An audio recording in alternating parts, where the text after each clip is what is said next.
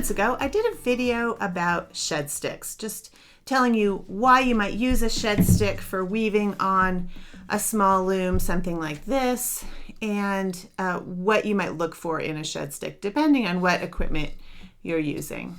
Today I wanted to do an update on that post, just because I have a few more options for you since even 2 months ago. Some of these are new products added by some of my longtime favorite woodworking vendors, and some of them are just ones I didn't know about. So in the first video, I talked about the shacked weaving stick. That one is still here on my list. And the yarn worker pickup stick. Those are really solid options. The third one I showed you in the first video was this larger pickup stick from Handy Woman Shop. She has since made a smaller version, which I really like for smaller looms because it's narrower. She made this one and this one. One is a little longer, so these are really beautiful options.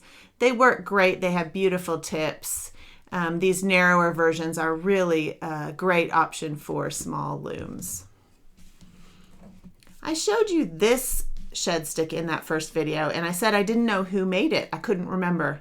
I've since figured that out. This is made by Don Betterly, and he makes ones that are a few different lengths, just like this. Very standard stick. It's very, very similar to the Yarn Worker one. They are almost identical in size and shape, and they work about the same. The one from Don has a hole in the end, so if you like to use it like a needle, that's a good option for that. Then we have Stephen Willett. He has a shop where he makes some really beautiful weaving tools. And these little shed sticks are probably the closest to the Hoket sticks that I've found. There is this one, which is 7 inches long. And then there's a couple other versions you'll find on his website that have the same pointy tip, but he's added a little beater to the end of them. When I first saw this beater, I thought, oh, that's not going to work. But then I used it on a small loom very similar to this, and it works great. It's really a nice thing to just tap the weft in a little bit. The way I weave on my backpacking looms, this will be a great tool for that because I'm just doing tiny things and usually the weft is fairly thin. So this sort of beater will work great for that.